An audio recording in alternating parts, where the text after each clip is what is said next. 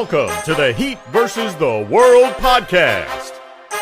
And now, stand up and make some noise for your host, Joe Jacob.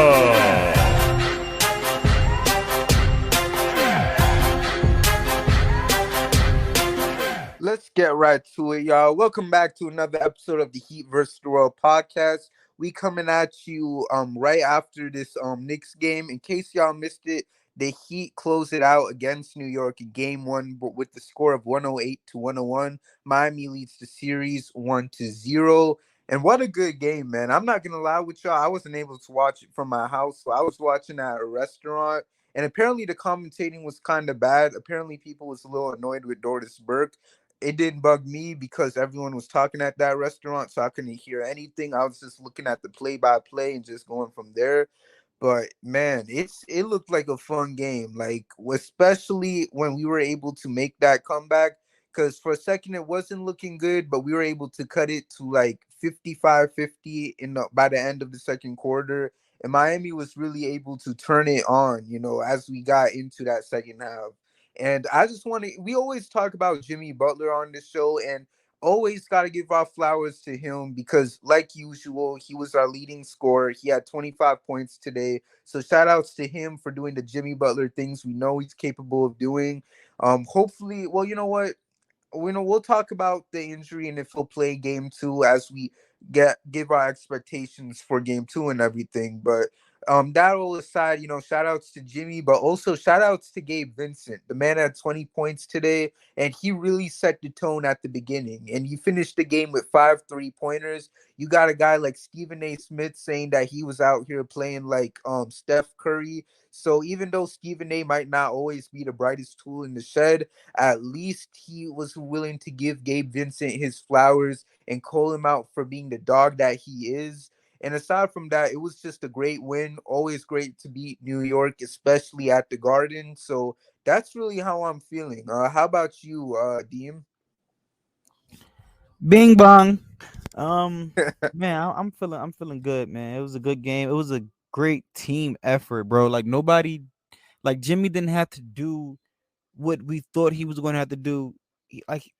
Everyone expect Jimmy to go and put up those big numbers like he did against Milwaukee, but it wasn't the case. This was a great team effort. Shout out to Coach Spo. Always, I'm going to always give Coach Spo his flowers because nobody else want to do it.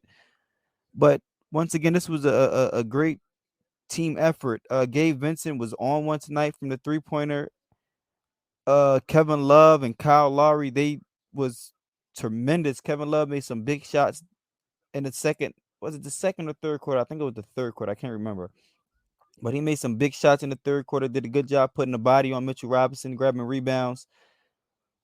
The numbers not going to scream out for Kevin Love on how great he was this game, but he was tremendous this game. Kyle Lowry was also tremendous this game. This was like, once again, this was an all-around great team win. Great team win tonight for Miami. Right. And how about you, Kev? Man, just echoing the same sentiments that Dean just gave y'all, man. Complete team performance as we've pretty much seen so far in these 6 games in these playoffs. Gabe Vincent was big time. He kind of came out the gate hitting, kind of struggled towards the back end of the first quarter, but he picked it up, just making play after play after play. Bam was super solid down there, fighting. Again, as Dean mentioned, K Love, man, in that third quarter, them outlet passes, honestly, I just think just took all the momentum and drained all the life out of Madison Square Garden. And when you could do that, you have a great chance because Knicks fans in that arena is something historical about it that just got that aura about it that's just special. So that was big. Jimmy came alive in the third quarter too. And honestly, man, I like us probably in 5 in this series, man. I'm not even going to lie to y'all. The Knicks offense is just not trustworthy whatsoever outside of Jalen Brunson. And I know people out there probably thinking, oh, they didn't have Julius Randle. But I'm going to be honest, Julius Randle doesn't really concern me like that because his shot selection just isn't that good. And I've been watching him since he was in high school. He's at his best when his back is to the basket and he's posting up. And we all know that's not really in the NBA fabric nowadays. So all in all, hell of a team performance. You got one on the road, which is always the main job when you're on the road. You got to get one of those first two. You did that. You held it down. Your defense woke up and came alive in that second half. And Kyle Lowry, man, we hear all the noise all regular season, the past couple regular seasons, but come playoff time, obviously he doesn't turn into some great guy like Jimmy, but he definitely knows how to elevate his level of play, and it's been major. Even last year, like he had some big time performances, and so to me, respect Kyle Lowry, man. Defensively, he was on one between guarding Jalen Brunson. Offensively, he had some timely buckets and just making play after play after play, man. So salute to Kalo. And again, man, just a great team win, and let's get the Knicks out of here, man. It's only one game, but I'm liking how we're looking against this team. I agree. And one thing I got to say, which I think is crazy, like we all know how short Kyle Lowry is, but that man, from what I've heard, is averaging like a block a game apparently right now. And that's kind of crazy to think about because obviously, we've always known Kyle for being a pesky defender, but to average a block is crazy. So shout outs to him for continuing to be that dog, even at the age of 37. And Deem, is there anything that you want to add looking back at this game? Yeah, I want to add some real quick. Coach Spo just jumped into top 5 all time playoff wins. Bro, we got to give this man his fly. I'm going to keep every pod we come on. I'm going to mention Coach Spo name. Give this man his flowers. That's 2 coaches in the top 5. He just passed. I can't remember who it was, but he's in the top 5. That's all that matters. With 101 all-time playoff wins. Shout out to Coach Spo. There's no way he should not have a Coach of the Year award. Man, screw that award at this point. Because Coach, and you know what? I don't want to say too much about Coach Budenholzer because, like, he's going through a tough time in case y'all haven't heard. But that man has 2 Coach of the Year awards and Spo got 0. That's crazy to think about. Like, we've seen all of these coaches get fired and stuff, and they'll be getting these Coach of the Year awards while Spo still has 0, and he's been on the same team for almost 2 decades now, 3 championships and everything. And the man still continues to show his brilliance, throughout not only this playoffs, but throughout his whole coaching career altogether. So big shout outs to him for always being there when we need him and for being that mastermind that we need to control the squad and help us get these types of games. And Kevin, is there anything you want to add about what does Rick Ross call him? The La Spolstra Nostra? I might not be that cultured, but Kev, what you got to say about him though? Yeah, man, Spo was incredible. I feel like when we kind of preview these series, not just us, but just sports media in general, a lot of people never really consider the coaching matchup. And honestly, 99.9%, let me not even say that, 100% of the coaching matchups in the NBA right now, I favor Spo in because I believe Spo is the best coach in the league. His adjustments are incredible. I think the biggest thing he did in this game one was going to that zone for a little bit. I thought that was huge because we all know the Knicks can't shoot, and you let them shoot, and you go into that zone. The zone, it forces you to take a lot of shots that you're not comfortable taking. You know what I'm saying? It puts you in different areas, and you got to different rotations defensively. But I thought that was big. He didn't even stay in it for that long. I think he probably just did it because Duncan was in the game, but it worked. And one of our biggest runs in the game was because Spo went into zone. And it's just little things like that, man. His in-game adjustments, the way he maximizes his players. Spo's a hell of a coach, man. He, like Dean said, top 5 all-time in playoff wins. That's different, bro. He has triple-digit playoff wins. It's only, like Dean just said, it's only, 4 other guys that can make that claim or 5 other guys that can make that claim. So shout out to him. He's been major. And again, forget that Coach of the Year stuff because it don't even matter. We all know at the end of the day what he brings to the table. And if he's your coach, you have a good chance at winning on any given night with any type of talent. Facts. Quick thing to say what Kev just said. I always bring up the coaching matchups. This last playoff run and this playoff run, I always bring up the coaching matchup. Spo is the best coach left in the playoffs. Well, period. It doesn't even matter. He's the best coach in the All NBA without counting Pop, because I think he's the greatest coach of all time. But anyway, there's no coach in the NBA playoffs right now, including Steve Kerr, that's better than Spo. I mean that's not a hot take. Like I get why people give Steve Kerr his flowers, but he's never passing Spo. I'm sorry. Like shout outs to him for the rings and stuff, but yeah, he ain't passing Spo whatsoever. And I think and that's a great point you mentioned, Deem. Like the only person that you could give their flowers to and maybe come somewhat close to Spo and his greatness is probably a guy like Monty Williams, like let's see, like look at who we faced so far. Coach Budenholzer, who I don't know, the man might get fired. I don't know. But there's him. Then you have a guy like now he's coaching against a guy like Thibs, who Spo has outcoached many times in the past, specifically back during the Big 3 days, and we were going against the Bulls in the playoffs. Then you look at who we play next. I mean, Joe Mazzulla, who's still kind of new to coaching right now. This is his first time being a head coach. If he were to make it to the conference finals, but I'm not saying it's for sure going to happen because I don't want to jinx it. So either him or Doc Rivers, and we all know that man is the most overrated coach in NBA history. So there's that. So really, like when you look at it, there really isn't a lot of coaches that are left that can even come close to Spo. Like if you want to put Monty Williams in the discussion, sure, but there's still a gap between those two specifically. So that being said, like Spo, like that man definitely deserves his flowers. And I think he gets so much hate, especially in the regular season, because we always hear the complaints about, why isn't Jimmy in the fourth quarter? Like we're down by 5 and Jimmy still isn't in the game. And it's tough. And I get where people is coming from with it because you don't want to lose and stuff.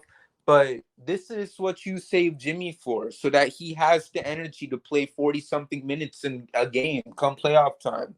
So shout outs to Spo for just, even when all these people are talking their talk, like he knows what he's doing. And it might confuse us because we can be a bit stubborn as fans and feel like even though we're not coaches and even though we might not have the IQ of someone like Spo, will still try to say what we feel like is right for the team.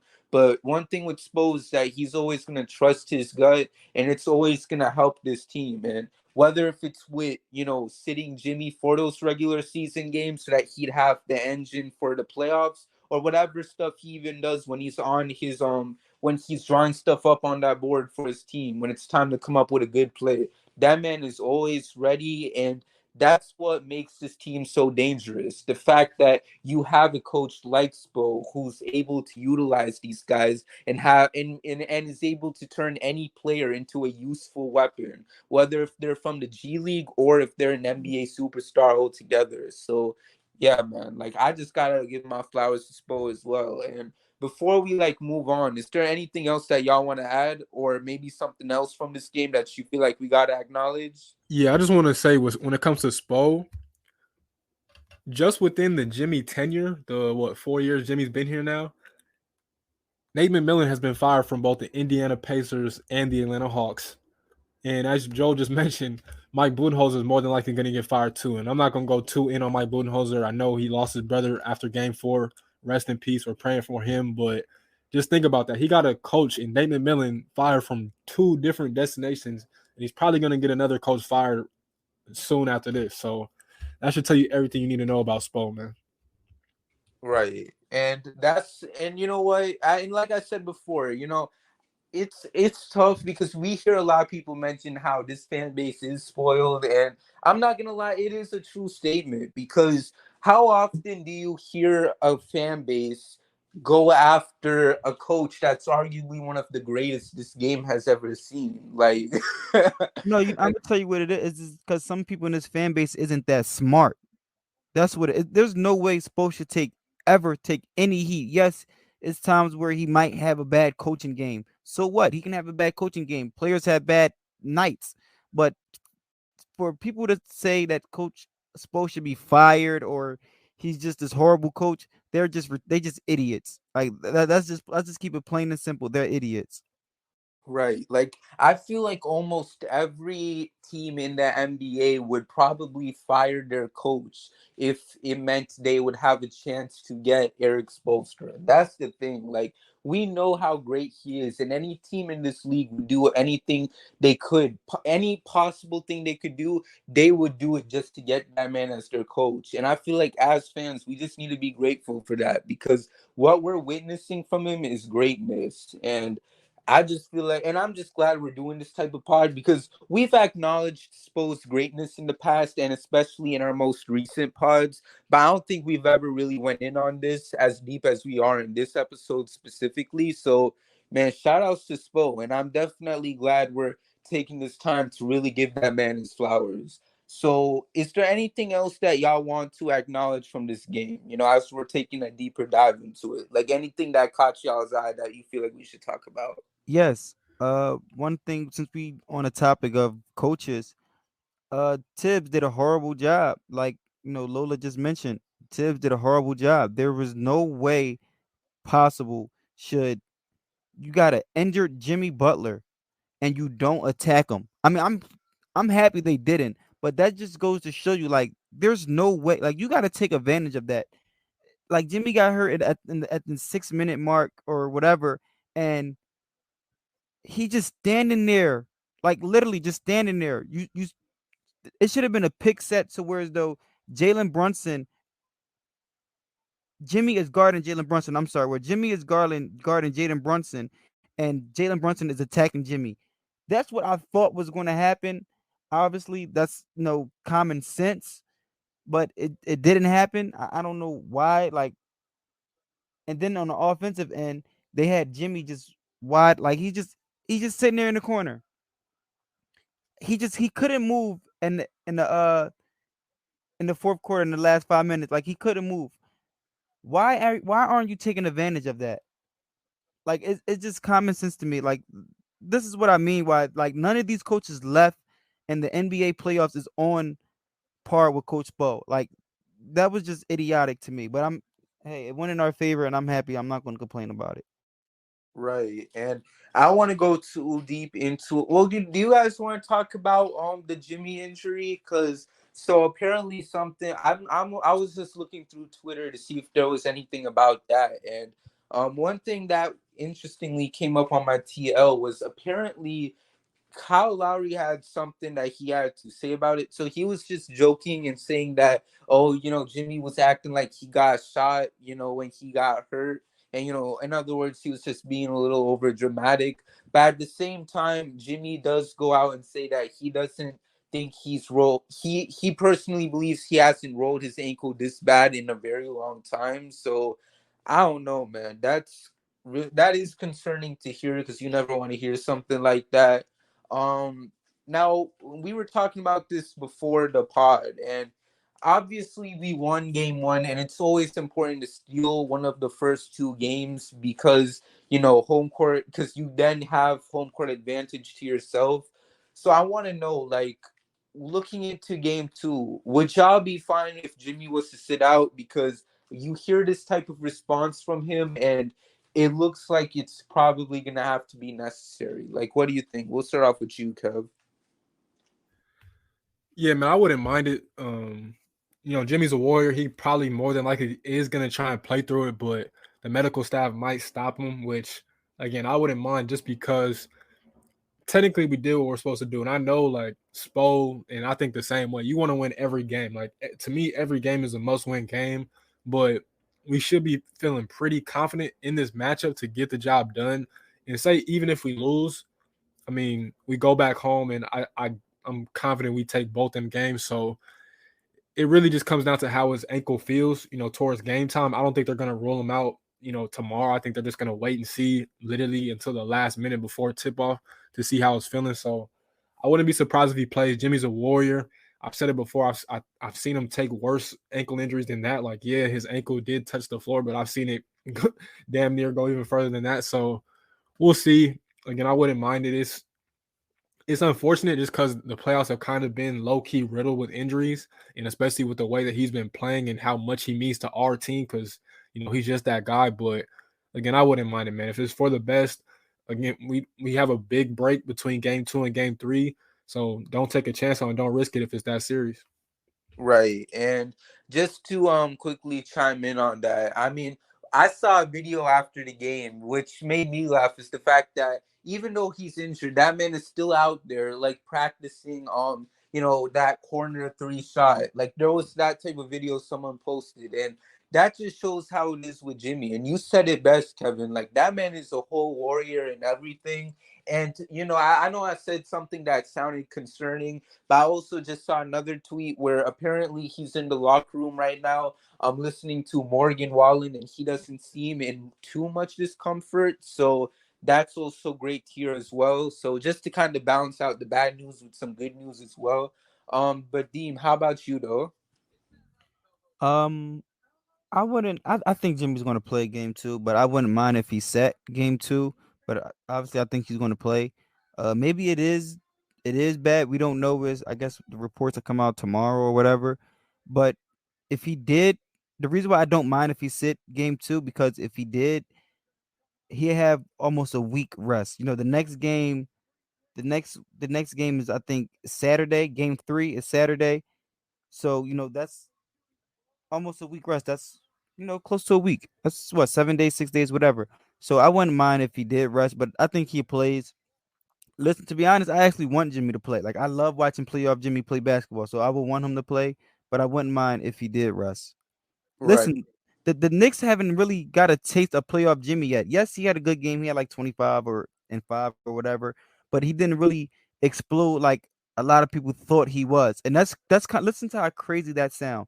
The man had a great game tonight. He had 25 points, and it seemed like it was a quiet 25, I believe. It seemed like Right. it was quiet, but it's just because we all expect him to go and get 37 or 56 and 40. I'm sorry, he had 25 and 11. I'm just looking at the box scores now. He had 25 points, 11 rebounds, and 4 assists. And it's like we just brushing it off our shoulders like, oh, Jimmy he had an okay game. No, he had a great game. Like that is a great game. But we all expect him to go get 46 and 57. That just tell you how great he is.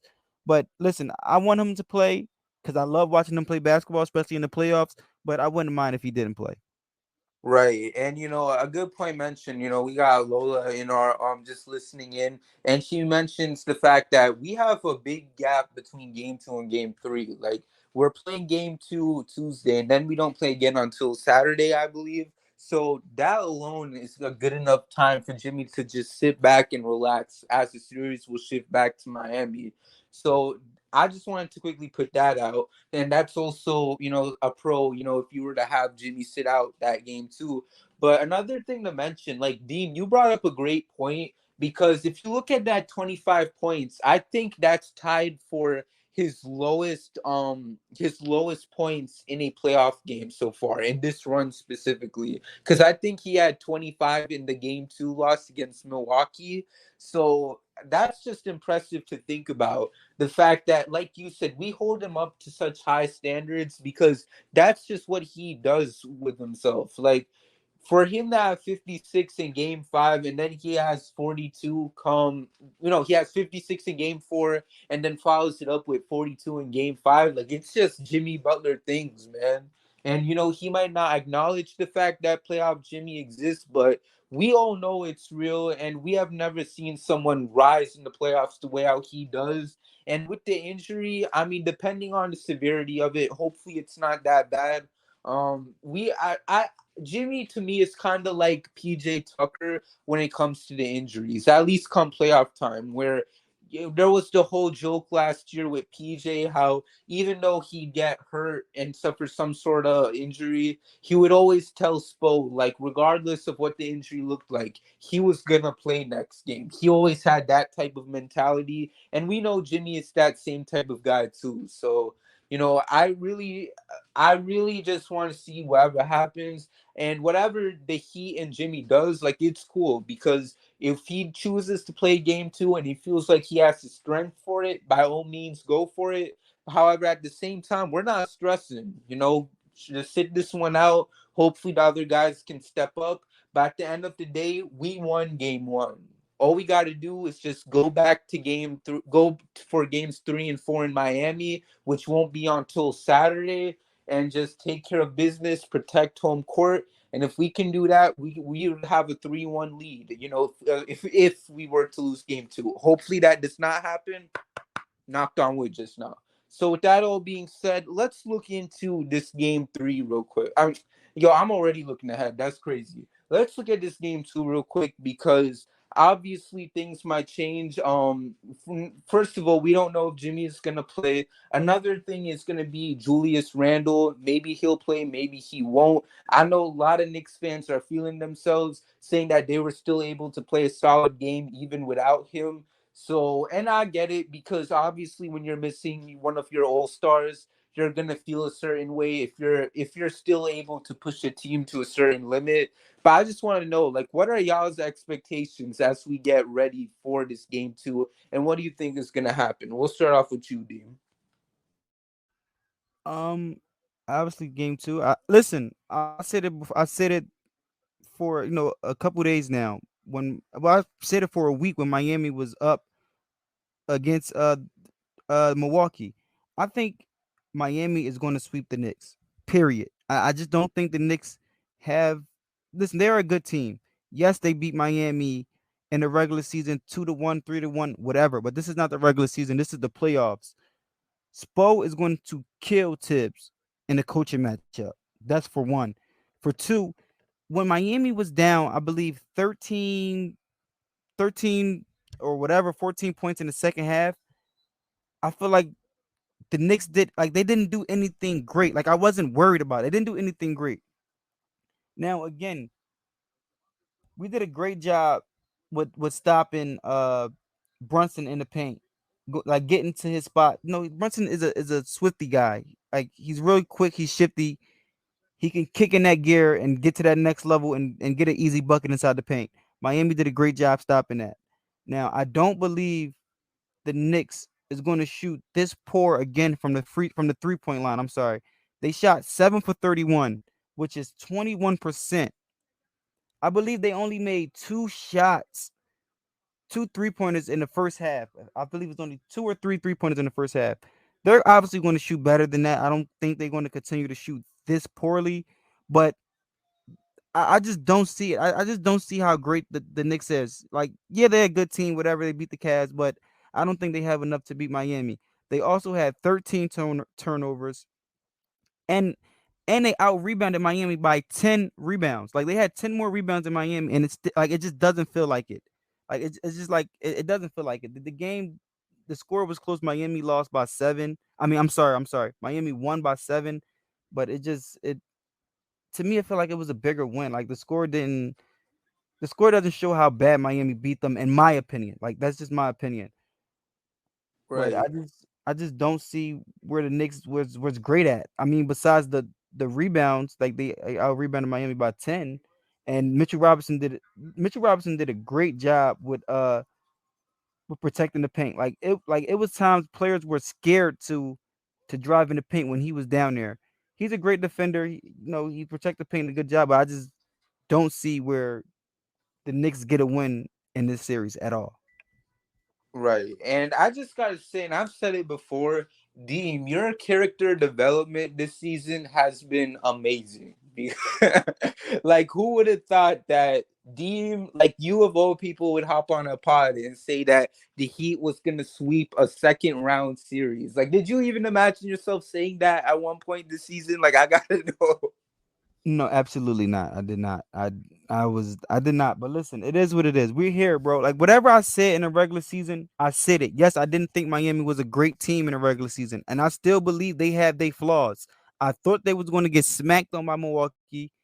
They didn't. I never been more happy. But who cares? I'm no longer talking about the regular season. We're here now. We're in the playoffs. We're in the second round. Like we're here now. So, and that goes for anybody. Anybody's out. Like I just don't understand Heat fans. They're mad because other Heat fans fan different, or they thought like we had different thoughts than other people. So what? We're here now. We're on a journey to our 4th championship. So let's all get together and let's root for this team to get their 4th championship. That's it. Amen. And like I said, I love it, Deem. I love it because it really shows how far we've come this season. The fact that we were able to go from that to this. So I love this type of Deem, man. So it makes me happy to see it. And Kevin, how about you? What's your expectations for game two? Man, we should beat these dudes. Like, I just gotta keep saying they don't have any real offense out of Jalen Brunson. It's a reason that we made the adjustment in the second half to pack the paint and make Jalen Brunson pass the ball because he's only really effective within the paint, and he can kill you with his playmaking too. But the problem is they just don't have the shooters. They had 7 threes, and hold on, I'm looking at it right here. They only hit 7 threes out of 34. And we all know the only 3 Emmanuel quickly hit was a lucky bank off the glass one that should not have even gone in. Then you got one from Quentin Grimes and a couple others. Like, this team just can't shoot at all. And so if Julius comes back, I'm actually rooting for that because I don't trust in Julius Randle whatsoever. I've seen Bam play great defense on him historically. Yeah, he had that big time game the last time we played them in Miami, but we all know the regular season is very different, against the playoffs. So we should win this game, bro. Just stay solid, like kind of what Lola said too in the chat. And I've said this, I tweeted it earlier, I deleted it, but if these games are going to be low scoring, which they are because neither one of us are like great juggernaut offensive teams, I trust the Heat to win that every single time because didn't we lead the league in clutch games this year, if I'm not mistaken? We've been in these scenarios a million different times. And so I'm not going to flinch at all. Even when they had that big lead, I think they led by like 12 at one point, I wasn't worried at all because I know the Knicks offense is not what people think it is. And when they're having and on those runs, it's mostly because the crowd behind them and at M&G is gassing them up and pumping up. They're playing off pure adrenaline. It's not like they're just pure hoopers like that. Like they got a couple guys, but if they're not getting consistent production out of like Quentin Grimes or Emmanuel Quickly, I don't trust them whatsoever. So game 2, we should get this W. Hopefully Jimmy's feeling better. And let's get these dudes out of here, bro. Let's not play with our food. We're just better than this team, bro. A lot of people, they put too much stock in the regular season, but they don't understand that this team has been to the NBA Finals. This team has been to the Eastern Conference Finals.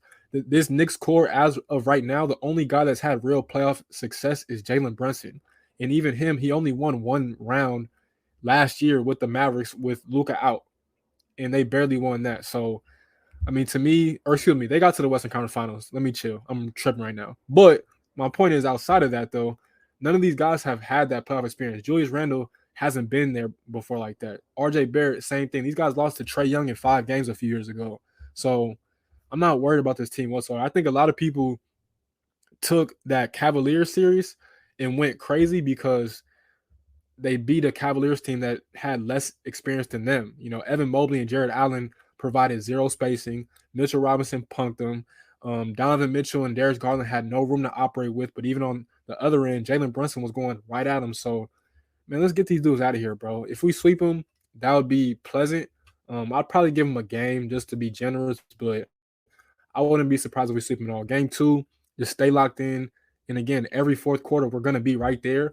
And it's just like the Milwaukee series. Just stay in the game, and we're going to win. I have no problems with that. I have no concerns with that.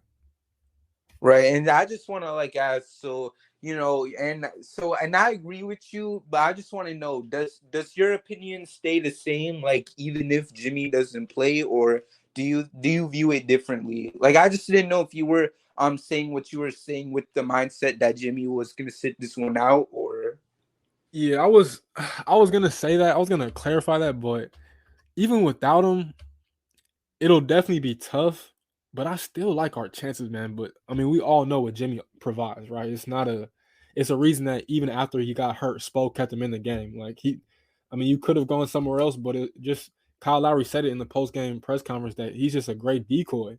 Even with him not having the ball in his hands, the Knicks still have to play him honestly, and that's just that. So we'll see. I mean, without him, I still like our chances, bro. Again, this Knicks team, they just don't move me, bro, because the offense again is non-existent outside of Jalen Brunson. Julius Randle, his pros and cons, they weigh the same amount. So you don't really know what you're gonna get out of him. Some nights he'll go for 30, and some nights he'll go for 30 on 40 shots. So we'll see, man. I'm not too worried about this team at all, to be honest. Love to hear that. And Deem, I know you had something you want to add. Yeah, I agree with what Kev said. Where if the game is close, I think every game is going to be close. If the game is close in the fourth quarter, 5 minutes left, either Miami's up 5 or the Knicks up 5. There's going to come down to, once again, I'm going to keep on saying this, and I'm never going to stop saying this. It's going to come down to the coaching. It's going to come down to that clipboard, and there's no way with 5 minutes to go, up 5 or down 5, is Tibbs going to outcoach Spo? Like, it's just not going to happen. Yes, I do agree. Every game is going to be close. Even if Jimmy plays, I'm sorry, even if Jimmy doesn't play, I still don't think this Knicks team has what it take. No, I'm not going to say the Knicks team doesn't have what it take, because these are great players. Jalen Brunson is a great player. RJ Barrett, shout out to Duke. He's a Blue Devil. I love him. I love his game. I always loved his game. I just don't think, like I always say, even in regular season, I believe these two teams are somewhat identical, but where they differ is, once again, the coaching, the culture, the coaching, the culture. Like, that's where they differ at. I just don't think the Knicks has what it takes, and I don't think they can just ride on Jalen Brunson to get them to 4 wins against this Miami team. Right. So it's just, listen, if Jimmy don't go, I still think we're going to win. Like I said, I got Miami in 4. I wouldn't be surprised if they did get 1 win. So, it is what it is. But I don't think this Knicks team has what it takes to beat Miami. Right. And that I agree with everything that you guys have said. And before I go in it, Kevin, is there anything that you want to add, or? Heat in 5, man. Yes, sir. Yes, sir. Yes, sir. And I know, Dean, you already said what you guys say, and I love it. Heat and 4. And like I said, the character development with you has been great. For me personally, I have the same expectations as you guys. Like, if Jimmy plays, even if Julius Randle is able to hop in for this game, I personally would expect the Heat to win this. And even if Jimmy doesn't play, it is going to be a bit of a dogfight. But hopefully this allows other guys to step up. I know we have not been in a situation yet where Jimmy has missed a game. The only time where it seemed close to it was when he sat out the remainder of that game 3 against the Bucks, but that didn't really matter because we were blowing them out. But this is a good time for other players to step up, and I have faith in them. Hopefully, in a situation where Jimmy can't play, hopefully we see big games from Bam, and we can continue to see other role players step up. Whether if it's Gabe Vincent again, Max Strus, and Kyle Lowry, who we've seen him play good tonight, and we've seen it during that Bucks series as well. So as long as our squad is stepping up and making it known that, while Jimmy is a great player, we also got other dogs on this team that can step up for those big moments, even if, and, knock on wood yet again, even if Jimmy Butler is to miss this game, like we're still gonna be good regardless. So like we said before, if Jimmy chooses to play, that's great. Obviously you want him there, but we respect his decision regardless. So even if he chooses not to, that's cool. Hopefully we get the win. And if not, we'll just go back to Miami, which won't be all the way until Saturday, and we'll just try to protect home court. Aside from that, do any of you guys have something you want to add before we call this an episode? Man, Heat in 4, Heat in 5, doesn't matter. Rick Ross is a better rapper than Biggie Smalls. Bing bong on that. What, Bing bong. and what is a chopped cheese, by the way? Somebody explain to me It's that. not What is hidden. chopped cheese?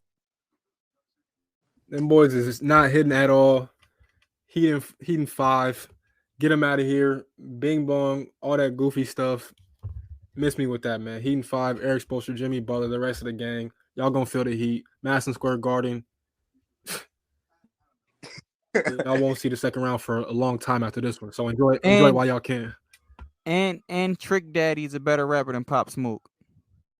Dang, man, we ain't have to throw on Pop Smoke in there, RP man. Pop Smoke, man.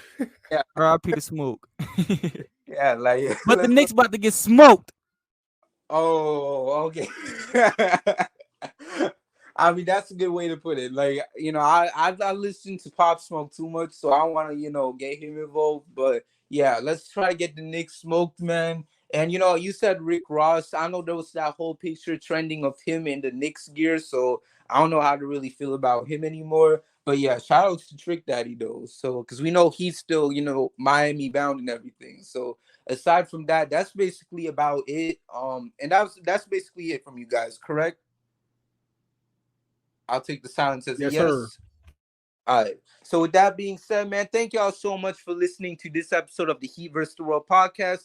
Follow Deem at BL Deem. Follow Kevin at Kevo Mufasa 7. That's 2 O's in Kevo. And make sure to follow me at Joel K Jacob _. And most importantly, make sure to follow Heat vs. the World on all platforms at HVTW Podcast. And make sure y'all subscribe to our YouTube channel at Heat vs. the World, where you can get access to all of our Miami Heat content, whether if it is our podcast episodes, episodes of Biscayne Breakdown, along with our Dolphins versus the World content too. You do not want to miss it. And then also feel free to check out our website at hvtwpodcast.wordpress.com. We got great articles headed your way, especially from our guy K. He just dropped an article earlier today, so make sure y'all check it out if you haven't.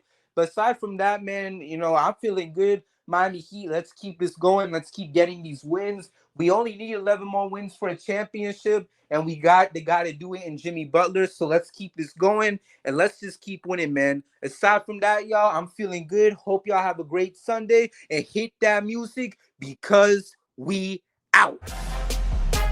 Thank you for listening, and we'll see you next time with a brand new episode of the Heat vs. the World podcast.